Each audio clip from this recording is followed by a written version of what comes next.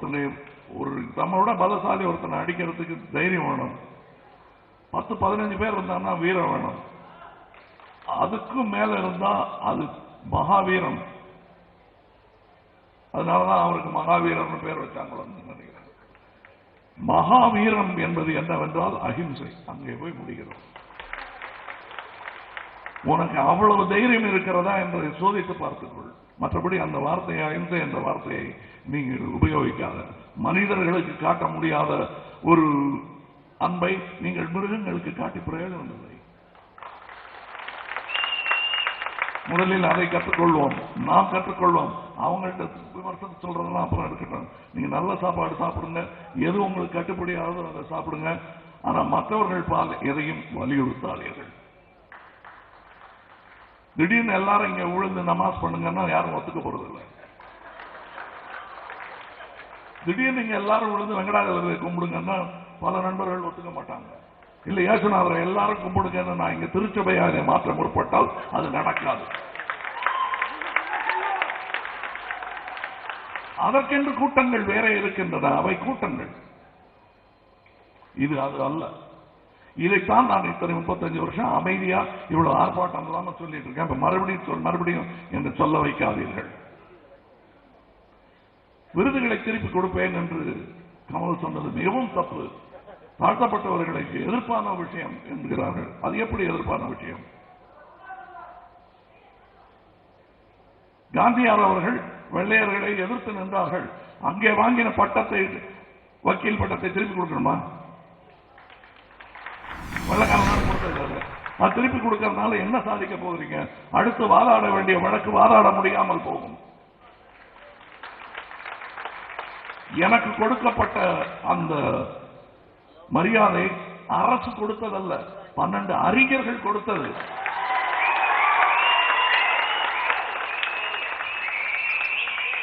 அவர்களை நான் அவமதிக்க மாட்டேன்.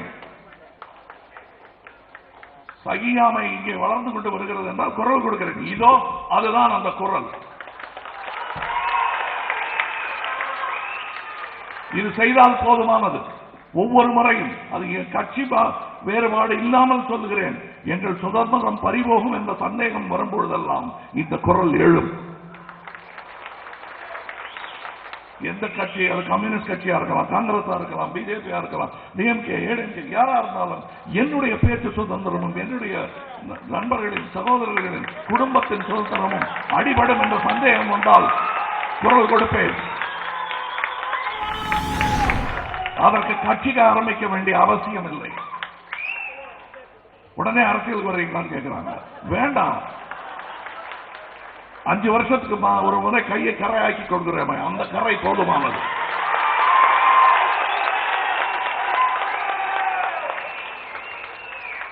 மறுபடியும் சொல்கிறேன், எந்த ஆர்ப்பாட்டமும் இல்லாமல் நற்பணிகளை செய்து கொண்டிருக்கும் எங்கள் தோழர்களை அந்த வேலையை செய்ய விடுங்கள். வேறு ஒன்றும் வேண்டாம். இங்கே பார்த்திருப்பீர்கள், இங்கே பணம் கொடுக்க வந்தவர்கள் கொடுக்கிறோம் என்ற செருக்கு கொஞ்சமும் இல்லாமல் பெறுவது போல் வந்து கொடுத்து விட்டு போனார்கள். தான் வாங்கிக் கொள்ளும் ஒரு யாசகமாக அதை மரியாதையா எடுத்துக்கன்னு சொல்லி எனக்கு இப்படி வச்சு எடுத்து கொடுத்தாங்க. அப்படிப்பட்ட தர்மவான்கள் தான் இங்கே இருக்கிறார்கள்.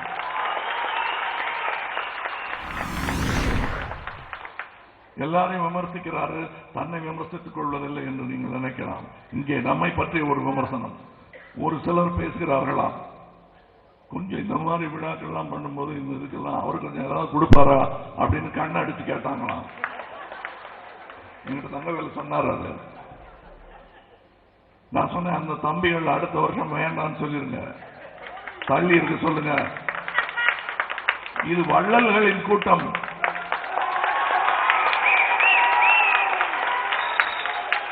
எந்த ஏழ்மையிலும் இங்க பிச்சைக்காரனை பார்க்க முடியாது. எப்படிப்பட்ட ஏழ்மை இருந்தாலும் இங்க பிச்சைக்காரனை பார்க்க முடியாது. எல்லாருமே தர்மவான்கள். அப்படித்தான் பழக்கி இருக்கிறோம் எங்கள் பிள்ளைகளை, எங்கள் தம்பிகளை, எங்கள் சகோதரர்கள். அப்படி இருக்கிறவங்களுக்கு வேற இடம் இருக்கு, வேற தலைமை இருக்கு, அங்க போயிடு.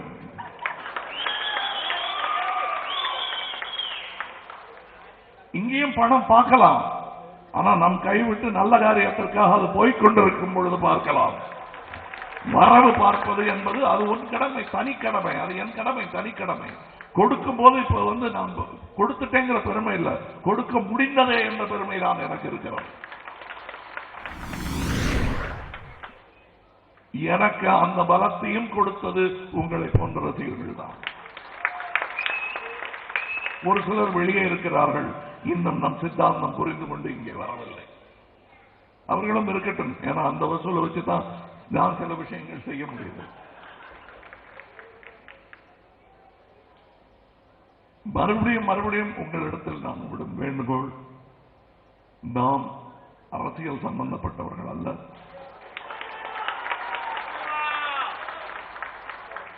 அரசியல் புரியாதவர்களும் அல்ல. புரிந்தால்தான் அதிலிருந்து விலகி இருக்க முடியும். இப்ப திருவருட்பா கொடுத்தாரு, ஒருத்தர் வட சொல் இலக்கியம் ஒன்று, மித்தாலஜி ஒன்று கொடுத்தாரு. அதையெல்லாம் படிப்போம். எதை சாடுகிறோம் என்று தெரிந்து கொள்ள வேண்டாமா? அதற்காக படித்தே ஆக வேண்டும். நீங்களும் படிக்க வேண்டும். படிப்பு கண்டிப்பாக உங்களை நர்த்தசையில் கொண்டு சேர்க்கும். நல்ல படிப்பாக இருக்கும் பட்சத்தில். சந்தோஷத்துக்காக படக்கதை பார்த்தால் நன்றாக இருக்கிறது என்று சொன்னால் என்ன மாதிரி படம் என்பதையும் புரிந்து கொள்ளுங்கள். படக்கதைக்கு நான் விரோதி அல்ல. சில படங்கள் மனதை மயக்கும், அவ்வளவுதான் அதோட வேலை. சில படங்கள் உங்களை கேள்வி கேட்க வைக்கும். இங்கே நான் காந்தியை பற்றி சொல்லும் போதெல்லாம் எனக்கு ஒருவேளை அப்பா காங்கிரஸ்காரர்கள் அதனால இருக்குமோ என்று சந்தேகப்படுவார்கள். எங்க அப்பா காங்கிரஸ்காரர் தான். எங்க அப்பா காங்கிரஸ்காரர் மட்டுமல்ல, காந்தி பக்தர். நான் அதுவல்ல, நான் காந்தி நண்பன்.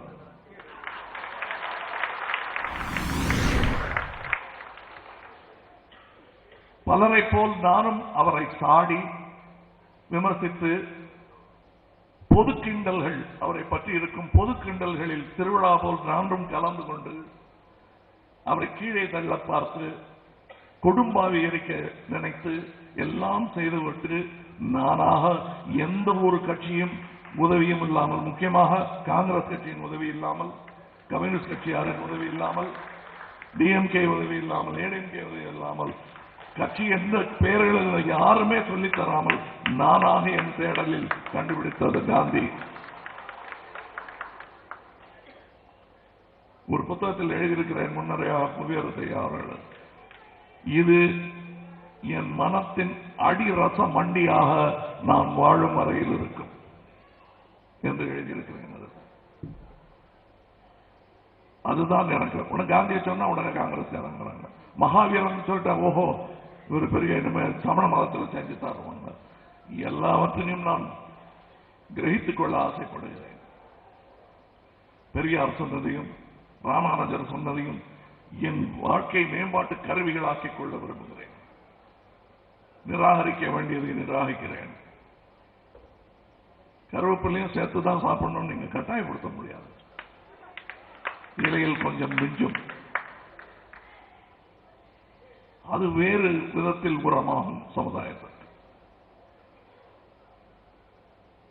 என்னை பொறுத்தவரை இங்கே வந்திருக்கும் இந்த கூட்டம்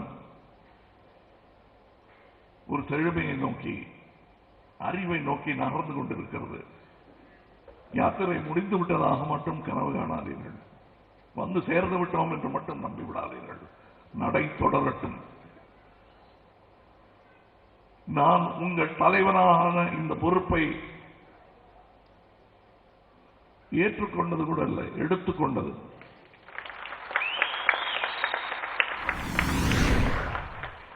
எவ்வழி நல்வழி என்றெல்லாம் நான் நினைக்கிறேனோ, சந்தேகம் வரும்போதெல்லாம் பெரியவர்களிடம் கேட்டு இது சரியான வழிதானா என இத்தனை பேர் வருகிறார்கள் கூட.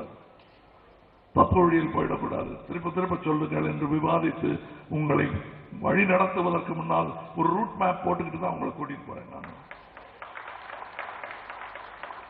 பெரும் அறிவாளிகள் எனக்கு அறிவுரை சொல்லுகிறார்கள், விமர்சிக்கிறார்கள். நீ சென்ற வழி தப்பு, திருப்பு, கூட்டம் குழியில் விழுந்துவிடும் என்று என்னை விமர்சித்தவர்கள் உண்டு. அப்படி விமர்சித்தவர்கள் சிலர் இங்கே வந்திருக்கிறார்கள். இப்பொழுது அவர்கள் சொன்ன ஒரு கதை, திரு பெரியவருக்கு அவமரியாதையாக விடும் என்பதனால் பெயரை சொல்லவில்லை.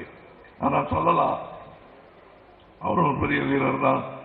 ஜெயகாந்தன் அவர்கள், அவரைத்தான் ஒரு மேல ஒருத்தர் கூப்பிட்டா உடனே அவருடைய பெருமையை நான் சொல்ல கடமைப்பட்டிருக்கிறேன். நீங்க மன்னிக்கணும்னு சொன்னேன். சும்மா அவன் சொன்னது கரெக்டான்ட்டாரு. அவர் சொன்னது கரெக்டுங்கிறாரு. என்னையா அது எல்லாத்திலையும் 2ஆம் மாதமா இருந்தாலும் எனக்கு தோணுச்சு. அதற்கு பிறகு அந்த ஊனமற்ற இளைஞர் காலில் விழுந்தது, என்ன அசிங்கம் பண்றீங்க கமல் அப்படின்னு என்னை வைரார் அவர். அவ்வளவு பெரிய மனிதர்கள் எல்லாம் இங்கே வந்திருக்கிறார்கள். அந்த அந்த நிகழ்வே அவர் எழுதிய ஒரு கதை மாதிரி தான் இருந்தது எனக்கு. ஜெயகாந்தன் கதை இப்படித்தான் இருக்கும், ஒரு வித்தியாசமான முடிவு. மனிதன் மேம்படும் ஒரு நிலைமை அதில் விளங்கும். அது அன்னைக்கு விளங்கிச்சு எங்களுக்கு. இந்த மாதிரி பல அறிஞர்கள், எதற்காக அறிஞர்களை வச்சு போர் அடிக்கிறாரு அப்படின்னு நீங்க நினைக்கலாம். உங்களுக்கு தெரியாது, இந்த அறிவு சலாம்பு எப்ப மூளையில தைக்கணும் உங்களுக்கு தெரியாது. தைச்சுன்னா அதுக்கப்புறம் அந்த விஸ்தீரணம் உங்களை அறியாமல் புரியும். அப்படி தைத்த மூளை தான் இது. எங்கேயோ நின்று கொண்டிருந்த பொழுது திடீர் என்று பாய்ந்தது என் மூளை. அதனால்தான் என்னால் ஞானம் சேகரிக்க முடிகிறது. நான் ஞானி என்று சொல்ல மாட்டேன், ஞானம் சேகரிப்பவன்.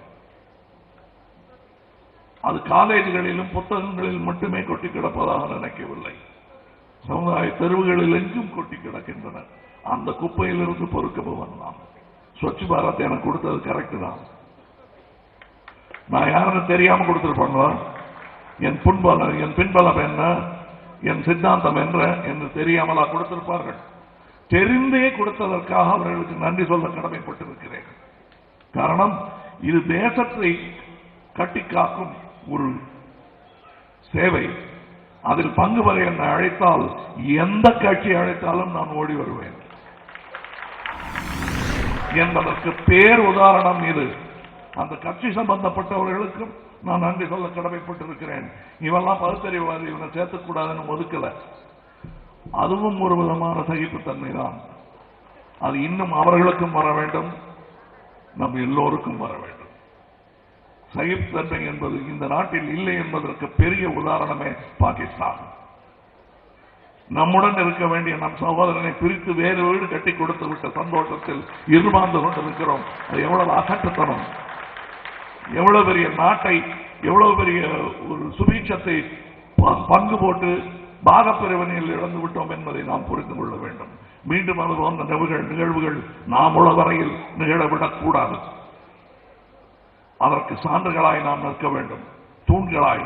நீளத்தில் பொட்டு வச்சிருந்தாலும், தொப்பி வச்சிருந்தாலும், கழுத்தில் சிலுவை தொங்கினாலும், அல்ல வேறு பல குற்ற உணர்வுகள் தொங்கினாலும், எதுவாக இருந்தாலும் இது உன்னுடைய கடமை. இன்னும் சொல்ல போனால் தேசபக்தியையும் தாண்டி உலக பக்தியை நோக்கி நாம் போய்கொண்டிருக்கிறோம். இந்த வரைகோட்டுக்குள்ளில் இருக்கும் இந்த பாஸ்போர்ட் என்ற விஷயங்கள் எல்லாம் வேடந்தாங்கள் பறவை போல் இழக்கும் காலம் வரத்தான் போகிறது. எங்கும் சொல்வோம் யாரும் ஊரே யாவரும் கேளீர் என்று 2000 வருடம் முன்னால் கூவிய தமிழன் அதை செய்து காட்ட வேண்டாமா? அது செய்வதற்கான பாதையில் சென்று கொண்டிருக்கிறோமா என்று ஆராய துவங்கினாலே போதும். இந்த மாதிரி அபத்தமான விவாதங்களில் நாம் ஈடுபட மாட்டோம். இந்த விழாவில் என்ன இவ்வளவு கோபமா பேசுறாங்க அப்படின்னா, என்னுடைய நேர்மையை சந்தேகித்த அந்த கோபம் தான். எனக்கு அக்னி பரீட்சை எல்லாம் வைக்க முடியாது. சீதையோட வச்சுக்கோங்க. நன்றி, வணக்கம்.